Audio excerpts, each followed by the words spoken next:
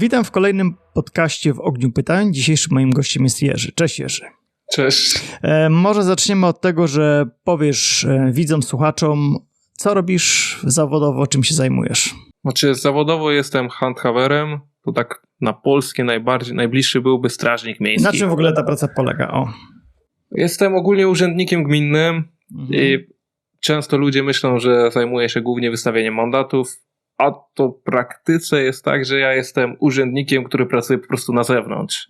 Moja praca to 50% praca na zewnątrz, nawet bym powiedział 60%, no i administracyjna jeszcze. Reszta pracy biurkowa. Tak. Biurowa.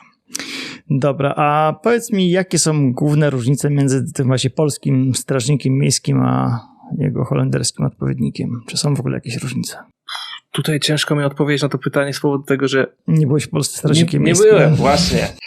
A tu w Holandii to trafiłem do Straży Miejskiej, dlatego że najpierw chciałem iść do policji, ale żeby pójść do policji, no to jest w holenderskim świecie oświaty masz się te niveau 1, 2, 3, 4. Policja to niveau 4. Ja miałem akurat ochroniarkę, skończyłem niveau 2. No to brakowało mi jednego niveau 3. I to akurat handhaver tak pomiędzy wchodzi. Zrobiłem tą szkołę. W międzyczasie trochę doświadczenia nabrałem. Udało mi się popracować trochę w Hadle. Teraz pracuję w innej gminie. No i co mogę powiedzieć o tej pracy? To ciekawe doświadczenie, ponieważ policja za każdym razem jak coś zrobi, mają jakieś aresztowanie, mają jakiegoś podejrzanego tego. Jeśli ja mam dużo administracyjnej pracy, to oni mają od groma. Naprawdę ja współpracuję bardzo blisko z policją, ponieważ oprócz tego, że jestem po prostu strażnikiem miejskim, to ja mam jeszcze swoją dzielnicę, w której zajmuję się po prostu problematyką tej danej dzielnicy. No i mamy też oczywiście dzielnicowego policjanta. Czyli musisz na bieżąco z nim też współpracować. Tak.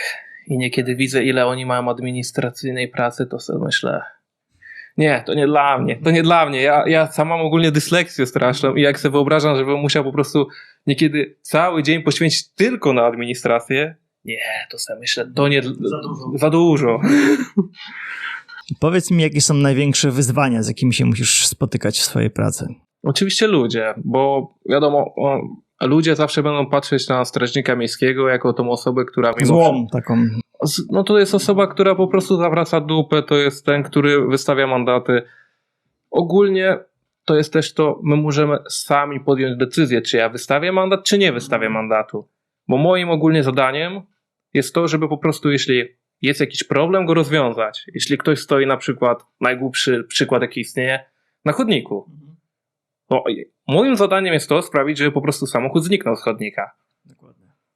No, więc mam różne rozwiązania. Spróbować zdobyć telefon danej osoby, dzięki kontakt właśnie z muszę z holenderskiego na polski. Możesz po holendersku. Myślę, że i tak większość osób oglądających jest z Holandii, także... To OSEJ po prostu wtedy się komunikuje z główną bazą danych policji. Oni, jeśli mają kontakt, to oni wysyłają nam numer telefonu. Jeśli ktoś mieszka blisko, to mogę też sprawdzić za pomocą właśnie tablic rejestracyjnych. No adres zameldowania. Zameldowania i mogę iść po prostu zapukać i spytać, czy parkuje pan samochód, no bo stoi pan na chodniku. No i wtedy też jest sytuacja, czy dana osoba będzie spokojna i powie, no dobra, no przeparkuję, czy będą problemy. Będzie robiła problemy, tak jest. Dobra, a powiedz mi, czy istnieją jakieś specyficzne procedury, przepisy, które musisz przestrzegać w swojej pracy? Oczywiście, ponieważ tego, że jestem urzędnikiem gminnym, nie jestem urzędnikiem krajowym, to nas podlega prawo gminne. Algemene plaatselijke verordening, każda gmina ma swoje własne. No i my ogólnie na tym głównie działamy. Więc w takim tym są takie jak we wszystkich po prostu gminach, że nie możesz parkować na tym chodniku, że musisz tak. To są po prostu wszystkie te prawa, które są w kodeksie drogowym, bo to głównie czym się też zajmujemy, ale oprócz tego mamy na przykład problemy z psami, czyli psy, które nie chodzą ze smyczą albo które załatwiają swoje potrzeby. I później ludzie nie sprzątają. i dużo więcej. U mnie w gminie zajmujemy się bardzo dużo na przykład łodziami, bo mamy dużo kanałów, mamy małe jeziorko też. Czyli, że ktoś źle parkuje łódź? Nieźle parkuje łódź, ale na przykład za szybko płynie łodzią, sprawia problemy, albo po prostu bez prawa jazdy, bo na łódź ogólnie też trzeba mieć prawko motorową. Tutaj założę, żeby tutaj się nikt nie pomylił. Na wiosłowe to można sobie bez prawka. Powiedz mi, czy często się spotykasz, nie wiem, z agresją, z jakimś oporem podczas swojej pracy? Tak i nie. Przede wszystkim agresja werbalna. Ludzie dość szybko reagują agresywnie, ale to z powodu uniformu. Okay. Ludzie widzą ten uniform i to sprawia po prostu... A to trochę jak w Polsce, jak widzisz policjanta lub strażnika miejskiego, no to... Tak. To już masz jakiś pewien dystans do niego. Masz dystans do niego, dokładnie. I to samo jest tutaj w Holandii. I wtedy to zależy tylko od osoby, którą masz naprzeciwko siebie i od ciebie samego, czy spróbujesz to rozwiązać też rozmową, czy niestety. Tak. A powiedz mi, w jakichś sytuacjach właśnie takich przemocowych to możesz zadzwonić po policję? Czy sam musisz tą sprawę jakoś rozwiązać? My ogólnie nosimy takie krótkofalówki i na nich możemy od razu wezwać jeśli dochodzi już do rękoczynów, załóżmy, że zostanę zaatakowany, wciskam czerwony guzik i wtedy wszyscy, którzy są w okolicy, oni wiedzą... Dostają wezwanie. Tak. Okej. Jednak ja już pracuję 2,5 roku w tym i jeszcze mi się nie zdarzyło taka sytuacja, której nie dałoby się rozwiązać rozmową. To dobrze. Powiedz, czy macie jakieś takie cykliczne szkolenia, które jakby utrzymują twoje kwalifikacje? O tak, jako strażnik miejski, co jest śmieszne, musisz co roku zdawać takie testy. Ogólnie to jest podzielone na 5 lat, każdego roku robisz inne testy. Co 5 lat po prostu całość robisz. Oprócz tego każdego roku musisz zrobić testy, czy jesteś w stanie kogoś aresztować, używać kajdanek. Ciekawe. Czy to są jakieś testy takie typowo sprawnościowe? Trochę inaczej bym to nazwał. To jest test, którym sprawdzają, czy umiesz się obronić. Samoobrona, techniki kopnięć, uderzeń. Także techniki kontrolne to po polsku to było po prostu kontrolowanie osoby, którą aresztujesz. Jeśli osoba używa przemocy, no to że umie się skontrolować tak, żeby kajdanki założyć. No i to nie jest typowo, bym powiedział, sprawnościowe, to jest raczej technicznie, jak umiesz użyć swojej siły i techniki, żeby nie zrobić drugiej osobie krzywdy, a jednocześnie ją aresztować, nawet jeśli ona próbuje ciebie skrzywdzić. Jasne. Jakie są twoje najczęstsze zadania podczas pracy? Najczęstsze zadania. To jest właśnie, za co lubię moją pracę. Żaden dzień nie jest taki sam, bo jednego dnia siedzę na przykład w gminie i siedzę na godzinie otwartej, kiedy każdy po prostu może przyjść, zadać nam pytania, gdzie mogę coś odpowiedzieć. Innego dnia po prostu patroluję. Innego dnia zajmuję się meldunkami, które dostałem po prostu w naszej aplikacji. W wielu gminach używamy aktualnie Fixi. To jest aplikacja, gdzie można po prostu wszystkie swoje zgłoszenia wstawić. Na przykład, że ktoś wystawia śmieci, kiedy nie można, że ktoś chodzi z psem, nie na smyczy, albo że po prostu źle parkuje, ale czasami dostajemy naprawdę takie sytuacje, gdzie trzeba się mocno zastanowić, co trzeba zrobić. To jeszcze do tego wrócimy. Mówiłeś, że współpracujesz mocno z policją, czy też z innymi służbami? Z tego powodu, że jesteśmy organizacją gminną, to wiadomo, dużo współpracujemy z różnymi oddziałami gminnymi, a także organizacjami podlegającymi pod gminę. Na przykład u nas w gminie to jest organizacja JONG, to jest organizacja, która zajmuje się młodzieżą w tym u nas. Oczywiście strażą pożarną, mamy bardzo szybki też z ambulansem kontakt, więc tak czy inaczej służby porządkowe na nas polegają, ponieważ bądźmy szczerzy, w danej sytuacji, jaka jest teraz w Holandii, mamy dość mało policji. w ambulansie, na szczęście w Zorchu teraz jest ciut lepiej, ale też nie najlepiej. Jeszcze mam wrażenie, że to chyba w każdej branży po prostu brakuje ludzi. Zgadza się. Nie wiem, czym to jest spowodowane, ale no... To ogólnie sposób, w jaki aktualnie patrzymy na świat. To jest tak, każdy chce mieć jak najwyższy dyplom, każdy chce mieć jak najwyższą pozycję, a zaczyna nam brakować ludzi, którzy po prostu umieją wykonywać fach. Każdy chciałby być menadżerem, każdy chciałby być szefem. Tak, dyrektorem oczywiście. Kto by nie chciał. Team leaderem, a koniec końców brakuje nam zwykłego po prostu tego Jana, Jasia, który po prostu robi swoją pracę. Czy pamiętasz jakąś taką szczególną sytuację ze swojego dnia pracy? Szczególną sytuację z dnia pracy. Jakaś taka, która ci utkwiła w pamięci. Sporo jest dość ciekawych sytuacji ogólnie. Od niedawna mam własną dzielnicę, więc to jest po prostu ciekawe, jak idziesz po prostu przez swoją tą dzielnicę albo idziesz na rowerze, ludzie cię pytają o coś i pytają, czy możesz im pomóc, ale to nie jest takie, że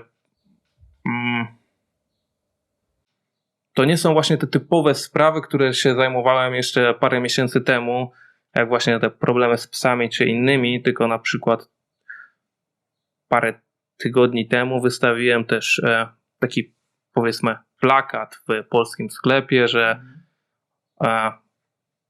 u nas w gminie w każdy wtorek od godziny 10 do 12 można przyjść i porozmawiać i że no, jako że jestem Polakiem, no to że jestem tam obecny, jeśli będą chcieli porozmawiać z kimś po polsku, to że mogą ze mną.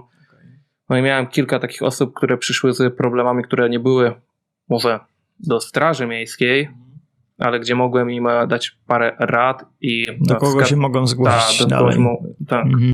Drogi widzu, słuchaczu, jeżeli chcesz pomóc w rozwoju tego podcastu i tworzeniu jeszcze lepszych treści, możesz wesprzeć ten kanał, stawiając mi wirtualną kawę. Link do strony znajduje się poniżej w opisie tego podcastu. Każda kawa przynosi ogromną radość i motywację i przy okazji pozwala tworzyć coraz lepsze treści.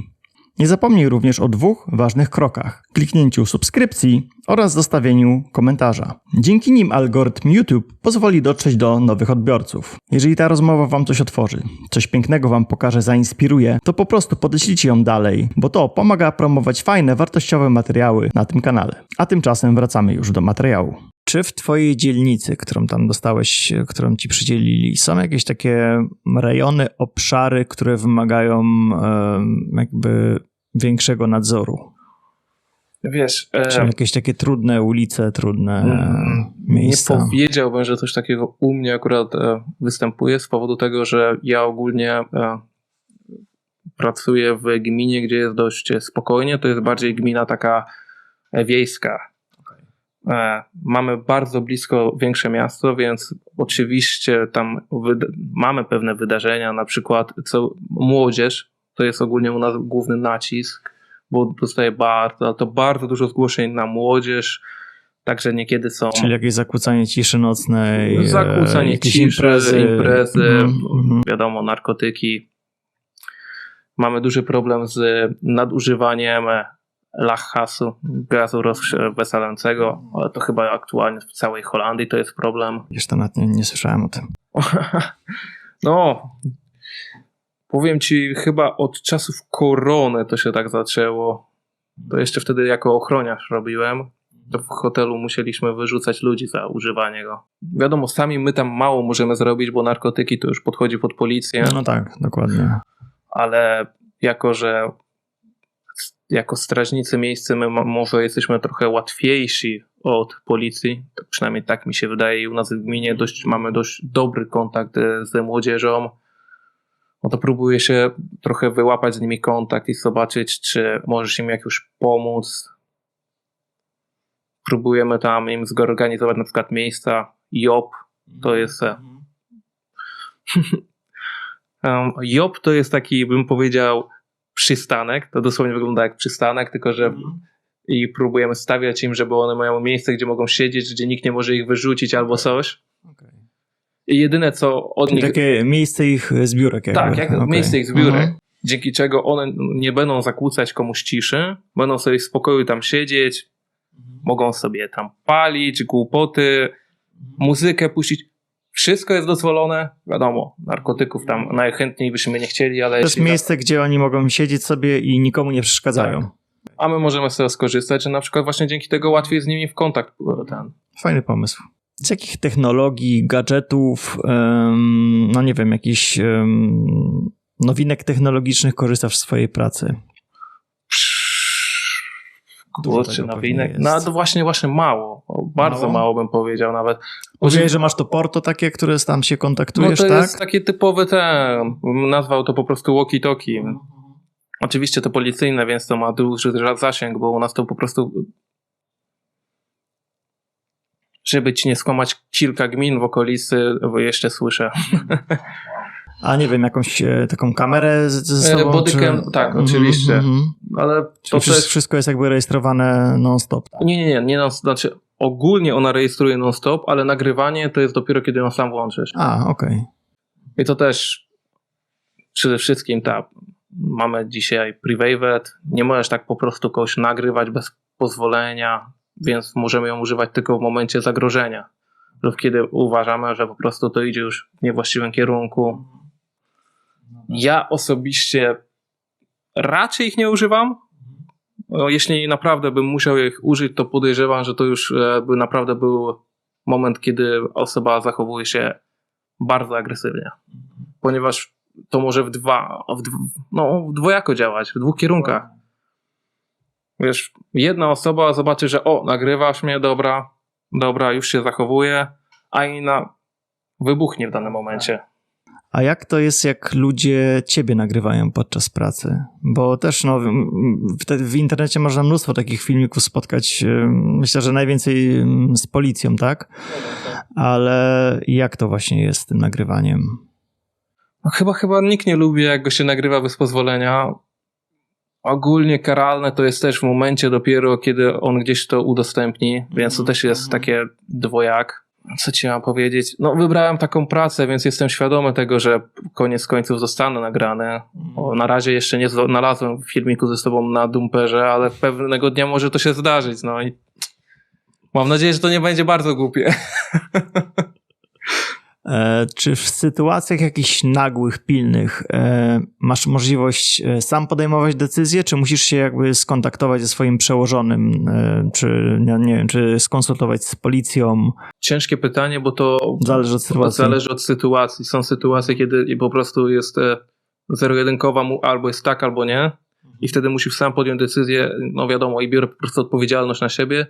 Jeśli mam więcej czasu i sytuacja jest poważna, ale jeszcze możemy ją w swojej organizacji po prostu wziąć, rozwiązać, to po prostu z moim seniorem się kontaktuję. A jeśli sytuacja jest naprawdę niebezpieczna i mam więcej czasu, a nawet nie mam czasu, ale po prostu tutaj już wiadomo, tutaj już po prostu to jest wyżej niż my stoimy, no to wiadomo policja i wtedy jest wacht komendantem, od razu telefon. Dobra, a jakie masz relacje w ogóle z mieszkańcami swojej dzielnicy? Czy ty, nie wiem, jak została ci przydzielona ta dzielnica, to miałeś jakieś spotkanie z tymi mieszkańcami, takie zapoznawcze, czy to po prostu w trakcie dopiero budujesz relacje z mieszkańcami? Dopiero buduję. Teraz mam własne godziny, w których po prostu oni mogą przyjść, porozmawiać ze mną. Taki twój dyżur, nazwijmy Taki mój dyżur w gminie, kiedy ja tym się zajmuję. Oprócz tego próbuję wszystkie po prostu zgłoszenia problematyczne dla mojego po prostu dzielnicy sam wziąć i rozwiązywać. Po prostu próbuję być tam jak najwięcej obecny. Niedługo mam zamiar też wziąć i w rozmowę bardziej też jakby to nazwać organizacjami, które w tej dzielnicy się znajdują, a także z różnymi firmami. Po prostu zbudować jakieś kontakty. Ja tam dopiero miesiąc jestem, więc... Dokładnie, więc jeszcze musisz zyskać sympatię mieszkańców dopiero. Tak, dokładnie. Sympatię. Najważniejsze to jest zaufanie, bo sympatia, no to wiadomo, w mojej pracy jest ciężka. Dokładnie, bardziej zaufanie, racja. Co do spraw środowiskowych, Czyli powiedzmy, no nie wiem, albo te sprawy związane z psami, albo na przykład dotyczące odpadów, śmieci, czy jakichś, no nie wiem, zanieczyszczeń. Czy to też wy egzekwujecie? Tak, znaczy teraz my egzekwujemy. Nawet u nas w gminie z powodu właśnie niedoboru policji przejęliśmy jeszcze ten jeden z akcentów policyjnych, którym są właśnie pogryzienia. Tak. Mamy specjalnego ogólnie u nas kolegę w pracy, który się tym zajmuje. Jest psim behawiorystą. Więc Czyli jeśli w sytuacji, że kogoś pies zaatakował? kogoś pies zaatakował, albo pies psa zaatakował, albo po prostu jest tak agresywny, że mamy za niego za dużo zgłoszeń, to wtedy... On bierze tego psa na dywanik i rozmawia z nim, tak? No, wtedy bierze i idzie z daną osobą, do której ta dzielnica jest przydzielona i we dwójkę próbujemy wziąć i zobaczyć, jak sytuacja wygląda. Kwestią na przykład śmieci, no nie wiem, bo o ile tutaj w Rotterdamie, gdzie ja mieszkam, jest powiedzmy okej, tak jak wcześniej mieszkałem w Hadze, to był dramat.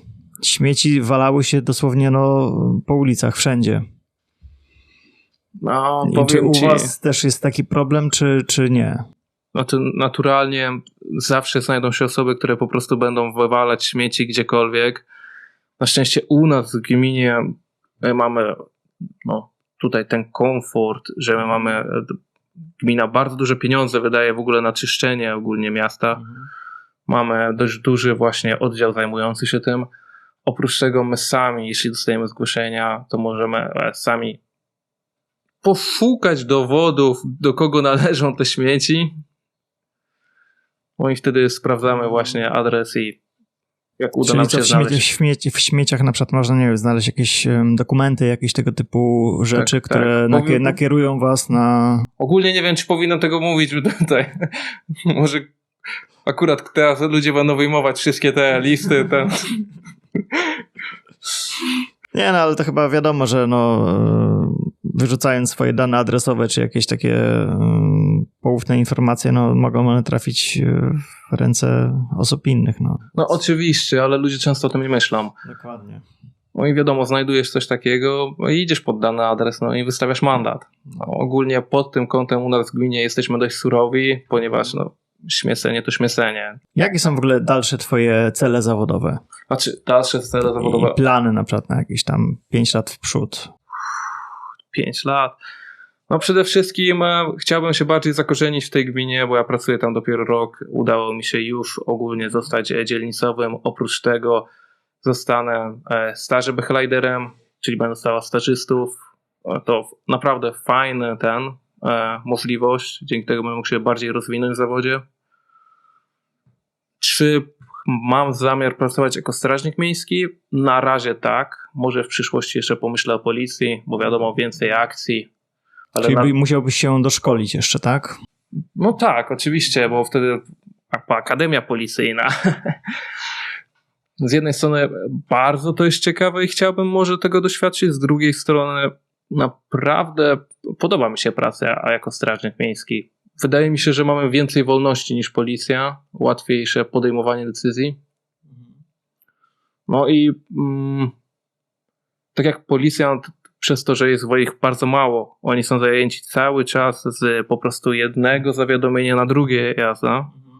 I naprawdę, jeśli kiedykolwiek przyjdziesz na komisariat, to zobaczysz, że oni są prawie cały czas albo zajęci administracją, albo po prostu w kółko lataniem. My tego nie mamy. No i myślę, że też praca policjanta jest bardziej niebezpieczna chyba.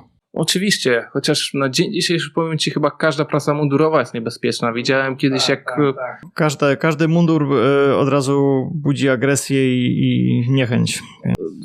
Czasy nastały tak dziwne, że widziałem nawet raz, jak został po prostu zaatakowany pracownik ambulansu. Powiedz mi, czy w twojej pracy, jeżeli tak, to jakie są specjalizacje, które możesz wybrać na przykład? U nas w gminie przede wszystkim mamy osoby, które zajmują się wodą, kanałami, łódkami. To jest całkiem ciekawe, ponieważ też Straż Miejska, czyli ogólnie BOAS, są podzieloni na różne domainy. To są po prostu całkowicie oddzielne prace, na przykład strażnik miejski, to także BOA, ale także na przykład kontroler, który pracuje w autobusie, to także jest ogólnie strażnik miejski, handhaver. Także Duan, który kontroluje tam na cło ten, to także jest ogólnie BOA. Buitengewoon Opsporing Ambtenaar. I to w każdej gminie, w ogóle w całej Holandii tak samo jest? Czy to zależy od gminy, jak oni to sobie tam podzielą? Ogólnie to jest znaczy to jest państwowe. To ogólnie u nas w gminie tego nie ma, a to jest raczej po prostu państwowe. U nas w gminie pod kątem specjalizacji to mamy właśnie schipera, czyli osobę, która zajmuje się łudziami. Mamy także undermining, czyli no i tutaj ten powiedzmy pranie brudnych pieniędzy, czy ten jakieś wyłudzenia, jakieś tego typu... To czy nie tyle wyłudzenia, na przykład jak kojarzymy jakąś firmę, w której na przykład jesteśmy świadomi, że nie widzimy tam klientów, że bardzo często w nocy jest otwarta, że przyjeżdżają bardzo drogie samochody, które po prostu nie pasują do okolicy, no to wiadomo, że coś jest już na rzeczy. I wtedy taki nasz undermining specjalist zaczyna robić po prostu raport, sprawozdanie, przyjedzie tam któregoś dnia, najlepiej po prostu ubrany po cywilnemu, skontroluje jak to wygląda i wtedy tak we współpracy z policją próbuje się sprawdzić, co tam nie gra. Czyli to też już kolejny element, gdzie musicie jakby współpracować ściśle z policją. Tak, oczywiście, ponieważ wiadomo, dla gminy jest ważne, żeby taki element tego półświadka wyeliminować, ale do tego potrzebujemy policji. Dokładnie. Tak.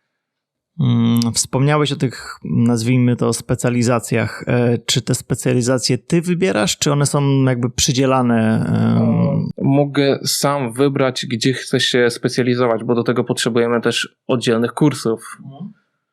Ja na przykład myślę, że w przyszłości właśnie chciałbym się zajmować underminingiem, z powodu tego, że pod to podchodzi też wykorzystywanie Ausentkracht, a no bądźmy szczerzy, nam jest to dość bliskie. Więc myślałem, żeby tym się w przyszłości jeszcze tam wyspecjalizować. Oprócz tego oczywiście masz takie kursy jak Jeugdboa, czyli strażnik miejski, który jest skupiony na młodzieży. U nas w gminie ogólnie mamy już 3 takich.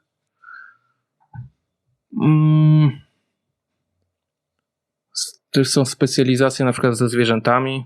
To właśnie u nas w gminie jest 1. Więc to jest dość ciekawe, że możesz się w danych rzeczach wyspecjalizować. Okej, a powiedz mi, ile w ogóle trwa takie szkolenie i jak w ogóle wygląda?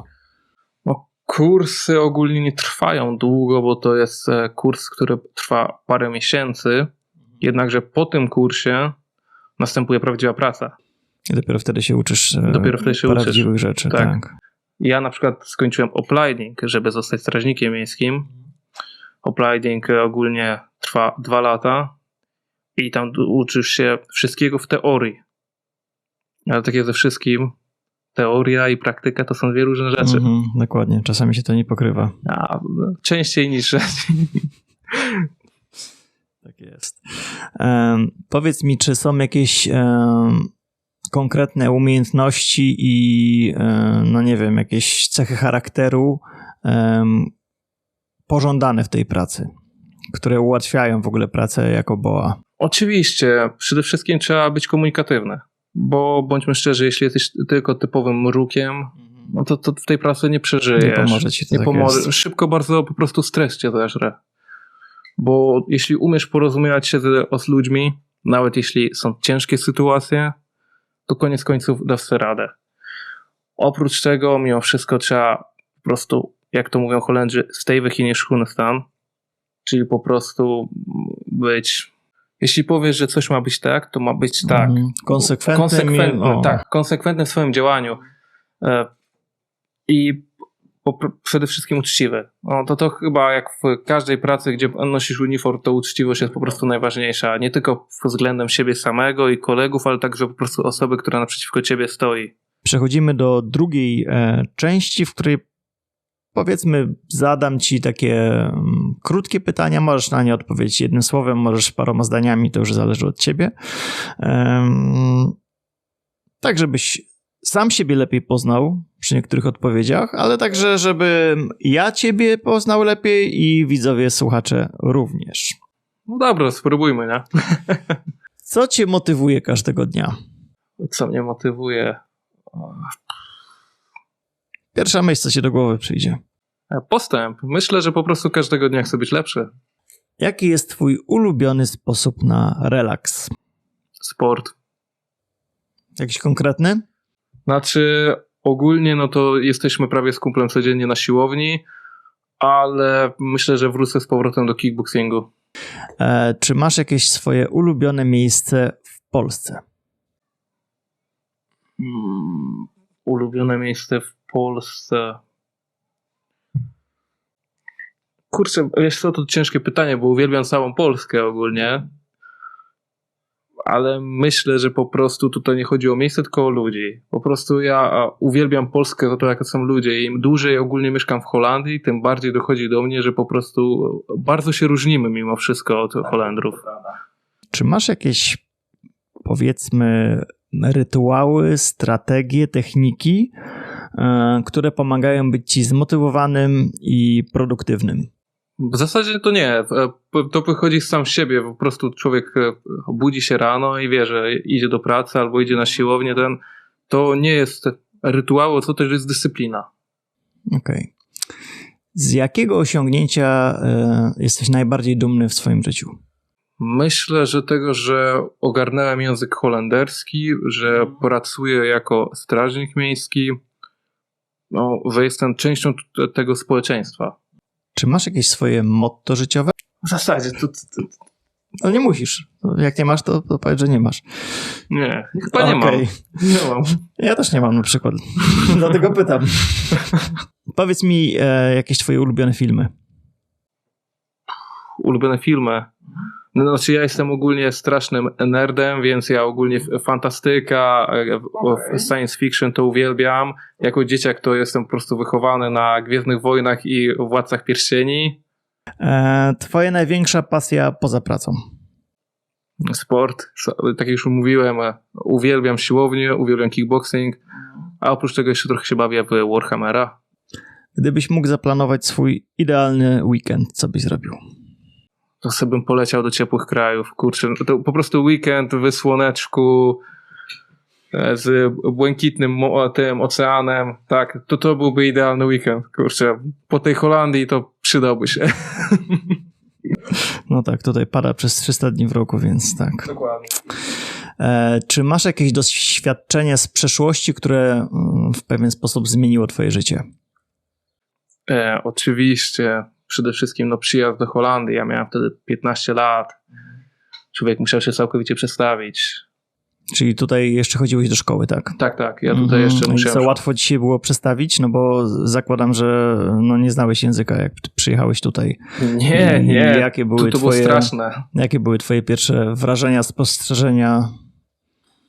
Jak sobie w ogóle z tym poradziłeś? U nas to nie było za bardzo po prostu innej możliwości. Kiedy wyjeżdżałem z Polski, ja po prostu musiałem się przestawić na Holandię, bo w Polsce nie mogliśmy zostać. Byłem tylko ja, moja mama i siostra. No i to było albo wóz, albo przewóz. Nie było takiej możliwości, po prostu sobie pomyślałem, nie, ja nie dam rady. A pamiętasz swój pierwszy dzień w szkole tutaj? Oczywiście. Nauczyciel, do którego mówiłem po angielsku, a on pokazał palcem tylko po holendersku.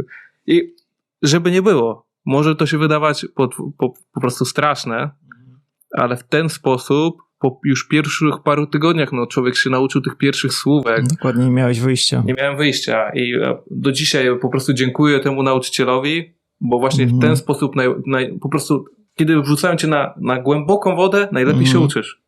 Tak, bo gdyby byli pobłażliwi i pozwoliliby ci mówić po angielsku, to pewnie by to tak do tej pory trwało. Prawdopodobnie. A powiedz mi, co jest dla ciebie najważniejsze w relacjach międzyludzkich? Szczerość. Po prostu bądźmy szczerzy ze sobą. Twój ulubiony sposób na przełamanie rutyny, szarości codziennego dnia? Ale ciężkie, bo ostatnio to ogólnie dni to straszna rutyna, ale po prostu od czasu do czasu trzeba zrobić coś, wyjść poza swój schemat, tak jak ja dzisiaj jestem tutaj, chociaż cholernie się bałem. Nie ma czego. Nie, to już zauważyłem. Powiedz mi, jaka jest twoja ulubiona potrawa? Może jaka kuchnia? Ogólnie to po prostu uwielbiam kuchnię japońską. Uwielbiam wszystko praktyce z azjatyckiej kuchni. W ogóle nie wiem, czy ty też masz takie odczucie, że w Holandii jest bardzo popularna właśnie kuchnia azjatycka. No, tak, to jest tak. Ogólnie kuchnia azjatycka w Holandii jest bardzo popularna, ale jak się zastanowisz i w Polsce... Też. Znaczy, Dlatego, Polska to chyba bardziej kebabem stoi, ale... Kebaba, ale że Chińczyka każdy przynajmniej raz w miesiącu kurczę zjadł. To dlatego, że po prostu to się tak bardzo różni od tego, co my znamy po prostu z domu. U nas w domu schabowy, ziemniaki, ten. A tęsknisz czasami za polskim takim jedzeniem? Nie, bo sam umiem też gotować. Czy masz jakieś złe nawyki, które chciałbyś zmienić w sobie? No ja jestem nerwus, to wiadomo. A w pracy też ci to przeszkadza? Tak. Czy starasz się jakoś nad ale tym panować? staram się hamować. To jest też dlatego, ja tak dużo ćwiczę. Bo tam żeby mogę wyładować swoją energię, tak? Tak. Czy masz jakieś marzenie, które chciałbyś w niedalekiej przyszłości spełnić? No kurczę, no chyba jak każdy chciałbym po prostu własny dom kupić i coś zbudować po prostu. No fajnie byłoby też kiedyś zawalczyć na ten, jak w zawodach kickbokserskich, no ale to daleka droga. Siła jest, ale to jeszcze technika by się przydała. Pamiętasz swoją pierwszą pracę? Ja ogólnie od najmłodszych lat pracowałem, bo w Polsce moi rodzice mieli własną firmę. My mieliśmy produkcję i sprzedaż kwiatów, więc ja to po prostu całe życie pamiętam, że ja pracuję. Co było twoją największą porażką? I jaką lekcję z niej wyniosłeś? Myślę, że jak pierwszy raz nie dostałem się do szkoły, to było w Holandii, to było właśnie na ochroniarkę. Ja mieszkałem wtedy może ze 3 lata w Holandii wtedy. No nie dostałem się z powodu tego, że mówiłem zbyt niewyraźnie. No jaka nauczka sobie była? Po prostu zapisałem się do szkoły wieczorowej i w tym czasie praca i wieczorowa. Odszkoliłeś język i pisanie. się udało. Tak. Zajęło to prawie 2 lata, ale w koniec końców się udało. Ochroniarkę zdałem po prostu zamkniętymi oczami i od razu następną szkołę, którą też tylko dlatego wziąłem, bo mnie moja mama cisnęła. Ale wniosek z tego taki, że nie można się poddawać. Trzeba walczyć o swoje. 3 twoje ulubione dyscypliny sportowe. Albo które uprawiasz, albo które, nie wiem, lubisz oglądać. Kickbox, boks, MMA. Okej. Czy gdybyś mógł zmienić jedną rzecz w swoim życiu, co by to było? Gdybym mógł zmienić jedną rzecz w moim życiu. Myślę, że nic bym nie zmieniał z powodu tego, że to wszystko, co po prostu już doświadczyliśmy, to sprawiło, kim jesteśmy na dzień dzisiejszy. Zbudowało nas. Tak, doświadczenia nas zbudowały, więc nie zmieniałbym nic. Dobra, a jaki jest twój największy lęk? Porażka. To po prostu boję się, że niczego nie osiągnę. Ale to boisz się jakby sam przed sobą, czy boisz się przed innymi, przed sobą, tak? Znaczy wiadomo, przed innymi, no to rodzina, przyjaciele, też nie chcesz nikogo zawieść. Czy jest coś takiego, co zawsze chciałeś zrobić, ale jeszcze nie miałeś odwagi? Znaczy ogólnie od zeszłego roku to próbuję takie rzeczy robić. Na przykład pierwszy raz w końcu pojechałem za granicę na wakacje z moją mamą, bo wcześniej to wiadomo, jak każdy, tylko Polska, tutaj w Holandii. Polska, Holandia, tak jest. Czy jesteś od czegoś uzależniony? Znaczy byłem teraz od tych vape'ów. Wiadomo, ta się moda zaczęła, to teraz właśnie rzucam. Wiadomo, z nikotyną to ciężko skończyć. Oprócz tego, znaczy kofeina, no. Nie wyobrażam sobie życia bez kawy. Kawoholikiem, ja też. Dobra. Kim chciałeś zostać, jak byłeś dzieckiem? naukowcem, ale potem się okazało, że musisz tyle się uczyć, że... No, w przypadku naukowca to chyba całe życie się musisz uczyć. Dokładnie. Wiesz, sama nauka całe życie to nic złego. Uważam, że naprawdę fajnie, ale ja tam jestem bardziej historykiem niż ten nauki ścisłe. Masz więcej pieniędzy czy więcej wolnego czasu? To wolnego czasu. Czego nie lubisz i co cię najbardziej denerwuje u innych osób? Co mnie najbardziej denerwuje? Myślę, że lenistwo. Twój ulubiony przysmak z dzieciństwa? Myślę, że to były tosty francuskie. Tak. Tosty francuskie. Jako dzieciak to po prostu jak widziałem chleb w jajku, no to wiadomo, to się Micha cieszyła cała. Kiedy pierwszy raz uświadomiłeś sobie, że nie jesteś już dzieckiem? Mając chyba 15 lat. To jak musieliśmy podejmować dość ciężkie decyzje, żeby przyjechać tutaj do Holandii. Tak, to już byłem po prostu, to nawet nie była świadomość, to już była pewność, że nie jestem dzieckiem. Czy masz jakiś swój ulubiony fast food? To będzie ogólnie, myślę, że sushi. Ogólnie to japoński fast food. Okay. A z tych takich bardziej europejskich bądź amerykańskich? Ogólnie to mamy w Beverwijku taki jeden burgerownię. Kurczę, Mes się nazywa. Kurczę, najlepsze burgery jakie jadłem. Co uważasz za swój największy talent? Dość łatwo zjednuję sobie ludzi. Tak. Czyli taka komunikatywność jakby, tak? Tak. Okej. Najbardziej ekscytująca rzecz, jaką zrobiłeś w życiu? Tutaj będzie się trzeba zastanowić. To na spokojnie. Mamy czas.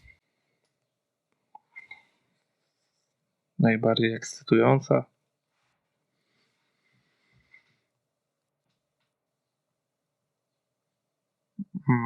Myślę, że chyba aresztowanie. Nie wiem, tak, kurczę, nie mogę sobie nic teraz tak przypomnieć, bo pomagałem kumplowi na przykład. Pierwsza myśl jest zawsze najlepsza, więc...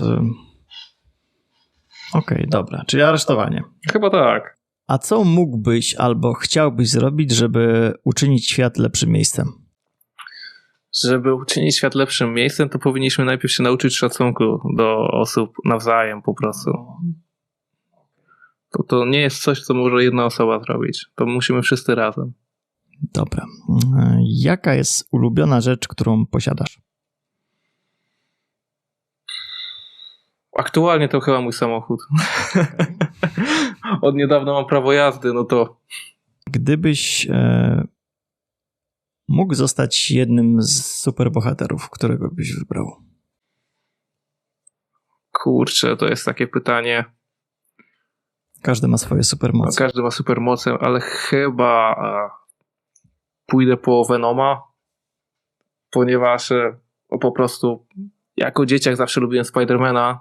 Później robisz się starszy i zaczynasz rozumieć bardziej Venoma. Ogólnie ja też maniakiem komiksów jestem i po prostu zawsze mi się podobało to, że ma zawsze ten dodatkowy głos rozsądku. Chociaż nie wiem, czy można tak Venoma nazwać. Jaki był twój ulubiony przedmiot w szkole? Historia. Wiadomo, lubiłem też WF i wszystko inne, ale historia była najlepsza i miałem super nauczyciela od historii. Naprawdę fajnie się go słuchało, dzięki niego też zajawkę dostałem na historię, naprawdę. Dobra. Czego najbardziej nie lubisz w Holendrach? Czy jest jakaś taka cecha, która ich wszystkich łączy i po prostu tego nie lubisz? Ich maniery, powiedzmy, tutaj bym tak się skupił, głównie na tym bekaniu i pierdzeniu przy ludziach. To ja po prostu nie mogę. Ja to po prostu się aż przekręcam, jak muszę z kumplem siedzieć w samochodzie, a ten... To po prostu to nie daje rady wtedy. A czego nie lubisz ogólnie w Holandii, jako kraju? Tych deszczów. Brakuje mi słońca. Tak, to chyba największy problem. Dobra, to opowiedz o tej historii. Znaczy, to była sytuacja, że dostajemy nagle powiadomienie tutaj przez portafon, że dwie kumpele tam, że mamy natychmiast do nich przyjechać, bo mają tutaj agresywną Polkę i że jeśli zaraz tutaj nie przyjedziemy, no to one ją aresztują. No to ja mówię, że spokojnie, ja i Ryan lecimy. O kurczę, dobre to 15 minut zajęło, bo to z jednej strony na drugą, bo my się rozdzieliliśmy, że jeden patrol idzie w tą stronę, drugi patrol w tamtą. My tam dojeżdżamy na miejsce, podjeżdżam, no i jest kobieta, pies lata tam sobie wolno, no i ona tam się wykłóca z właśnie koleżankami z pracy moimi. No ja wysiadam i pytam, co się dzieje. No i podchodzi do mnie moja kumpela i mówi, że zrób coś, bo ta kobieta jest w stosunku do nas agresywna, używa słowa na K bardzo często i ja nie wiem, czy ona mnie obraża, czy ona po prostu tak rzuca je w ten eter. My się tylko po to tu zatrzymaliśmy, żeby jej zwrócić uwagę, żeby wzięła psa na smycz, bo mało go nie przejechały jak dziewczyny. A pies wiadomo, on sobie biegał w kółko, kobieta miała to kompletnie gdzieś. No dobra, to ja biorę i próbuję rozmowę nawiązać z tą kobietą, no ale ona też całkowicie wściekła, bo jak to możemy ją zatrzymywać, jak to możemy zwracać uwagę, że pies nie jest na smyczy. Ogólnie prawie w każdym mieście jest taka zasada, że po prostu pies ma na smyczy chodzić. Jasne. Są po prostu miejsca, gdzie możesz puścić luzem. Dokładnie. To akurat nie było. Nie powiem, bo to jest ulica, ale z tego powodu, że to było tylko, że ulica, wiadomo, tam po jednej stronie ścieżka rowerowa, a po drugiej pole. No to teoretycznie pies mógł w polu sobie siedzieć, no, ale nadal, jeśli wybiegniecie na ulicę, to kto będzie odpowiedzialny? Kierowca. No to rozumiem moją kumpelę, że zwróciła uwagę. A tutaj nasza krajanka po prostu wychodziła z siebie, ja prosiłem ją, żeby się uspokoiła, że ja to wezmę zaraz załatwię, tylko żeby się już nie nerwowała i przestała przeklinać, bo niestety oni to rozumieją. No, ciężko było, ale udało się trochę uspokoić. No, ja ją tam idę jeszcze na chwilę do kumpel, że tłumaczę, bo ona nie miała w ogóle przy sobie smyczy, że ona będzie szła już w kierunku domu, że